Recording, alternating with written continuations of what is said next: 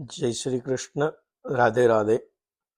होળી અને હોળિકા દહન એ અસત્ય ઉપર સત્યના વિજયનો પવિત્ર તહેવાર માનવામાં આવે છે। આપણી સંસ્કૃતિમાં હોળીના અગ્નિમાં નારિયેળ હોમવાની પરંપરા ઘણી જૂની છે, પરંતુ આ નારિયેળને અગ્નિમાંથી કાઢી અને પ્રસાદ તરીકે લેવું એ કેટલું યોગ્ય છે કે નહીં, ચલો આપણે એ જાણીએ। ધાર્મિક શાસ્ત્રની મુજબ જાણીએ તો આપણે હોળીની અંદર નારિયેળ અર્પણ કરીએ છીએ ત્યારે એક બલિ અથવા આહુતિ સમાન છે।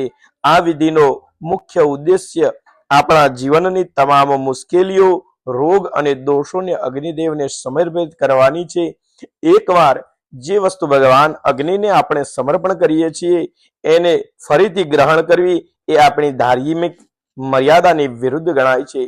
તાર્કિક રીતે વિચારીએ તો નારિયેળ હોમવાની પાછળ મૂળ ભાવના એ છે કે આપણા ઘરની, આપણા પરિવારની તમામ જે નકારાત્મક ઉર્જા બલા છે એ નારિયેળની અંદર મૂકી અને અગ્નિની અંદર પધરાવીએ છીએ અને એ બધી જ તકલીફો ભસ્મીભૂત કરી રહ્યા છીએ। એ અભાવ સાથે આપણે એ નારિયેળને અગ્નિની અંદર પધરાવીએ છીએ અને એ નારિયેળ અગ્નિમાંથી બહાર કાઢી પ્રસાદ માની અને આપણે એને ખાઈએ તો એ જ નકારાત્મક ઉર્જા ફરીથી આપણા ઘરમાં, આપણા શરીરમાં પ્રવેશ કરે અને આપણે આ વસ્તુને ત્યાગવું જોઈએ, એને ફરીથી અપનાવવું એ બિલકુલ અયોગ્ય છે।